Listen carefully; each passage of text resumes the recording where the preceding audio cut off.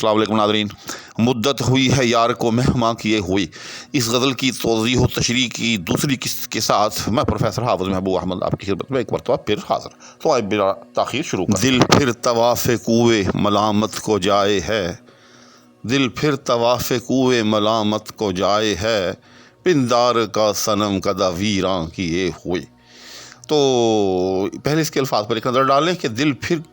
तवाफ़े कूए मलामत, तवाफ़े कूए मलामत यानी ऐसी गली कि जहाँ जाने पर बंदे को मलामत की जाए, लोग बुरा भला कहें, लोग कहें यार ये तूने क्या काम किया है, क्यों उधर गया था।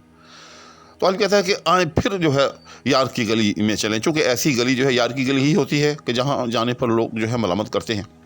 तो गालिब कहता है कि चलें आज फिर जो है एक मरतबा कुए यार का तवाफ़ करते हैं, पिंदार का सनम कदा वीरां किए हुए। पिंदार कहते हैं नख़वत को, गुरूर को, घमंड को, खुददारी को। तो गालिब ने उसको सनम कदे के साथ तशबीह दी है कि ये जो इंसान के अंदर एक खुददारी का बुत होता है और एक तरह से एक सनम कदा उसको गालिब ने करार दिया है, यानी उसकी कोई हकीकत नहीं होती। तो गालिब कहता है कि चलें आज फिर अपनी खुददारी और अपने गुरूर और अपने घमंड को रौंदते हुए, उसके बुतों को पाश पाश करते हुए फिर जो है हम कुए यार की तरफ गामजन होते हैं। अच्छा, अगला शेर पढ़ने से पहले एक बात जो मैं पहले वीडियो में बयान नहीं कर सका वो मैं यहाँ ज़रूरी समझता हूँ कि ये गज़ल जो है ये बहरे मुज़ारे के अंदर है और इसका वज़न बहुत मारूफ़ है, मफ़ऊल फ़ाइलात मफ़ाइल फ़ाइलुन। चुनांचे आप इसका कोई भी शेर पढ़ने से पहले जहन के अंदर इसको मौजूद रखें, मफ़ऊल फ़ाइलात मफ़ाइल फ़ाइलुन। इस तरह से आपको ये बहुत अच्छी तरह समझ में आ जाएगी और आप इसे दुरुस्त तलफ़्फ़ुज़ के साथ पढ़ सकेंगे। फिर अगला शेर बहुत ही खूबसूरत शेर है। फिर शौक़ कर रहा है ख़रीदार की तलब, अर्ज़े मताए अक्लो दिलो जां किए हुए। यानी मेरा शौक़ जो है वो किसी ख़रीदार की तलब कर रहा है, यानी कोई आए, कोई मुझे ख़रीद ले,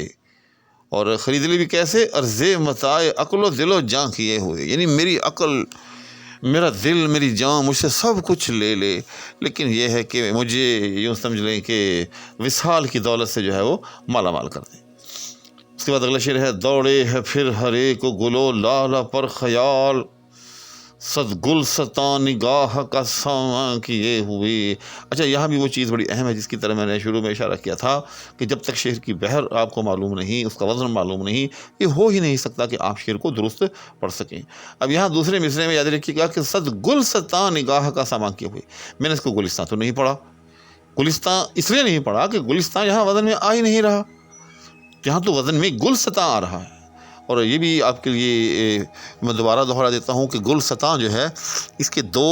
तलफ़्फ़ुज़ हो सकते हैं, यानी इसको गुलिस्तां यानी लाम की ज़ेर के साथ भी इसको पढ़ते हैं और लाम की जज़्म के साथ यानी गुलसता भी इसको पढ़ते हैं।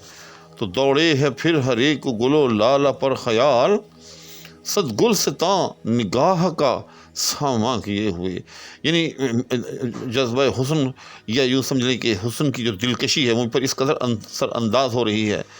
या मैं इस कदर जमाल परस्त हो चला हूँ कि जहाँ भी मुझे कोई फूल, जहाँ भी मुझे कोई लाला नज़र आ रहा है, दौड़े है फिर हर एक गुलो लाला पर ख़याल, तो मेरे ख़्याल के अंदर वो जगमगा उठता है, यानी मेरी जो सोच है वो फिर हसीनों की तरफ जो है वो माइल हो रही है, सदगुल सता निगाह का सामा किए हुए। और ऐसे में फिर मैं चश्मे तसव्वुर में भी जिस हसीन पर नज़र डालता हूँ तो मेरी नज़र जो है वो उससे सद गुलसता यानी सैकड़ों किस्म के गुलसता जो है वो लेकर लौटती है, यानी जब मैं तसव्वुर में भी हसीनों की तरफ देखता हूँ तो उससे भी मेरी निगाह जो है वो गुलस्तां की तरह हो जाती है, यानी हुस्न से माला माल हो जाती है। मतलब इस शेर का ये है, इसका मरकज़ी मौजू कि अगर इंसान जो है सर दस्त फिल वाकई अगर किसी हसीन का जो है विसाल मुयस्सर नहीं, उसका दीदार मुयस्सर नहीं, तो तसव्वुर में भी अगर इंसान जो है दीदार की दौलत से माला माल हो तब भी जो है उसकी निगाह, उसकी नज़र जो है वो गुलिस्तां सामा हो जाती है। फिर चाहता हूँ नामे दिलदार खोलना, जान नज़र दिल फरेब ये उन्वां किए हुए। मतलब कहता है कि मैं फिर जो है अपने दिलदार का ख़त खोलने के लिए बैठा हूँ, जान नज़र दिल फरेब ये उन्वां किए हुए, یعنی عنوان محبوب یا میرے معشوق نے ایسا باندھا ہے کہ جو بڑا دل پذیر ہے، بڑا حوصلہ افزا ہے، لیکن مجھے معلوم ہے کہ یہ جو ہے صرف دل فریبی ہے، جہاں نظر دل فریبی ہے یہ عنوان کی دل فریبی ہے۔ یہ یعنی غالب وہ سمجھ رہا ہے کہ میرے محبوب نے جو خط کا عنوان حوصلہ افزا لکھا ہے وہ صرف اس لیے لکھا ہے کہ میری تھوڑی حوصلہ افزائی ہو جائے، سر دست ہی ہو جائے، ورنہ غالب کو معلوم ہے کہ خط کے اندر جو ہے کوئی حوصلہ افزا چیز نہیں ہوگی۔ اس کے بعد اگلے اشعار ہیں: مانگے ہے پھر کسی کو لبے بام پر ہوس، زلف سیاہ رخ پہ پریشاں کیے ہوئے، چاہے ہے پھر کسی کو مقابل میں آرزو،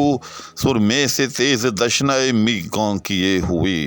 تو یہ دونوں اشعار جو ہیں یہ غالب کی شدت خواہش وصل کی طرف اشارہ کرتے ہیں۔ غالب کہتا ہے کہ پھر جو ہے میرے اندر جو ایک وصال کی خواہش ہے، جس کو غالب نے حوث سے تعبیر کیا ہے، وہ پھر کسی کو لبے بام جو ہے وہ چاہ رہی ہے، اور چاہ بھی کیسے رہی ہے کہ کوئی آئے اور کس حال میں ہو، زلف سیاہ رخ پہ پریشاں کیے ہوئے، کہ کوئی محبوب ہو جس نے اپنی زلف کو اپنے چہرے پہ ڈال رکھا ہو۔ تو ظاہر ہے زلف اگر چہرے پہ ڈالی ہوئی ہو تو اس سے حسن جو ہے وہ دوبالا ہو جاتا ہے۔ تو غالب وصال بھی چاہتا ہے، حسن کو اپنے مد مقابل بھی چاہتا ہے، اور بڑے ہی خوبصورت انداز میں چاہتا ہے۔ اسی طرح سے اگلے شعر میں جیسے میں نے ابھی پڑھا، چاہے ہے پھر کسی کو مقابل میں آرزو، کہ پھر آرزو چاہتی ہے کہ کوئی میرے مقابل میں ہو، سرمے سے تیز دشنۂ میگاں کیے ہوئے۔ تو یہ بھی اسی طرح سے جیسے پہلے شعر میں زلف کو غالب نے چاہا کہ اس کے چہرے پہ بکھری ہوئی ہو، یہاں غالب چاہتا ہے کہ میرے محبوب نے جو ہے وہ سرما لگا رکھا ہو اپنی آنکھوں میں، اور سرمے سے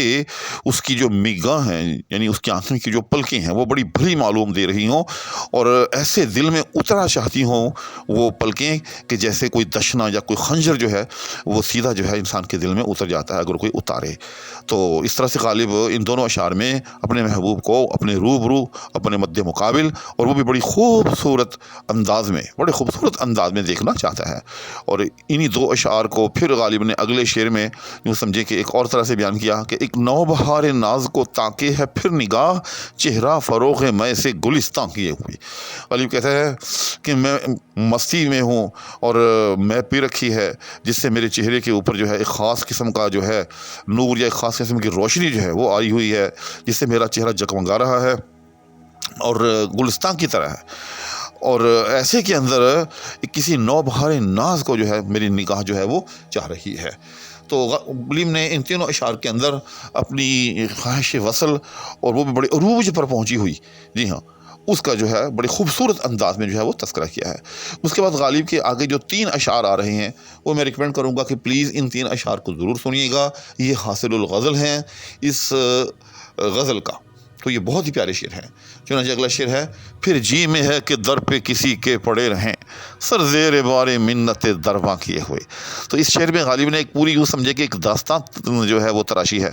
کہ غالب جو ہے اپنے محبوب کے گھر جانا چاہتا ہے، لیکن صورتحال یہ ہے کہ اس کے دروازے پر ایک دربان ہے، وہ غالب کو اندر جانے کی اجازت نہیں دے رہا۔ تو غالب چاہتا ہے کہ پھر دل کے اندر آ رہا ہے، پھر جی کے اندر یہ خواہش پیدا ہو رہی ہے کہ ہم وہاں جائیں تو صحیح، اور جب محبوب اندر جانے نہیں دے گا، یعنی اندر سے اجازت آنے کی نہیں دے گا، تو ہم کیا کریں گے؟ ہم دربان کی منتیں سماجتیں جو ہیں وہ کرنے لگ جائیں گے۔ اس طرح سے دل پھر چاہ رہا ہے کہ بس محبوب کے در پہ جائیں اور دربان کی منتیں سماجتیں کرتے رہیں، اس کے احسان کا جو بوجھ ہے وہ سر پہ جو ہے وہ ہم لیے پڑے رہیں، اور اس کو کہتے رہیں کہ پلیز جو ہے ہمیں اندر جانے دے۔ اس کے بعد اگلا شعر ہے: جی ڈھونڈتا ہے پھر وہی فرصت کے رات دن، بیٹھے رہیں تصور جانا کیے ہوئے۔ تو یہ بڑا معروف شعر ہے۔ تو یہ غالب نے ایک طرح سے اپنے ماضی کے ان دنوں کو یاد کیا ہے کہ جب غالب کو کوئی ایسی فکر، کوئی ایسی پریشانی نہیں لاحق تھی، اور غالب کو سوائے فکر جانا کے اور فکر سخن کے اور کوئی کام نہیں تھا، اور اب غالب کو گوناگوں قسم کی پریشانیاں لاحق ہیں۔ تو ایسے میں غالب نے اپنے ماضی کو یاد کیا ہے کہ پھر جی ڈھونڈتا ہے کہ وہی فرصت کے رات دن ہوں اور ہم اسی طرح سے تصور جانا کیے ہوئے بیٹھے رہیں۔ اس کے بعد اس غزل کا آخری شعر، جو کہ اس غزل کا مقطع بھی ہے، وہ آپ کی خدمت میں پیش کیا جاتا ہے۔ غالب کہتا ہے کہ غالب ہمیں نہ چھیڑ کے پھر جوش اشک سے، بیٹھے ہیں ہم تہیئ طوفاں کیے ہوئے۔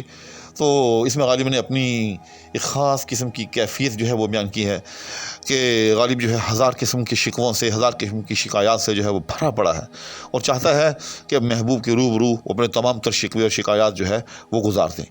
اور ایسے میں غالب اپنے محبوب کو مخاطب کر کے کہتا ہے کہ بس عافیت اسی میں ہے کہ تو مجھے نہ چھیڑ، اور اگر تو نے مجھے ذرا چھیڑ دیا تو بس پھر میں اتنا روؤں گا، اتنا گریہ کروں گا کہ تو اسے دیکھا نہ جائے گا، کہ پھر جوش اشک سے، یعنی مجھ میں اتنا رونے کا جو ہے وہ جوش ہے، میرے آنسوؤں کا میری آنکھوں میں یا میرے دل میں اس قدر جوش ہے کہ بیٹھے ہیں ہم تہیہ طوفان کیے ہوئے کہ اگر ہم نے پھر رونا شروع کر دیا تو ایک طوفان آ جائے گا۔ تو اس طرح سے یہ غالب کی بہت ہی خوبصورت غزل میں نے حتی المقدور جو ہے وہ وضاحت کے ساتھ اور مشکل الفاظ کی معانی کے ہمراہ آپ کی خدمت میں پیش کی ہے۔ انشاءاللہ اسی طرح آپ کی خدمت میں غالب، اقبال، میر اور دیگر شعراء کا کلام جو ہے وہ تشریح و توضیح کے ساتھ اور مشکل معانی کے ہمراہ پیش کیا جاتا رہے گا، اس لیے میں امید رکھتا ہوں کہ آپ میرے چینل سے وابستہ رہیں گے۔ اس دعا کے ہمراہ کہ اللہ جل شانہ ہم سب کو اپنی عافیت میں رکھے۔ اجازت چاہوں گا، اللہ حافظ۔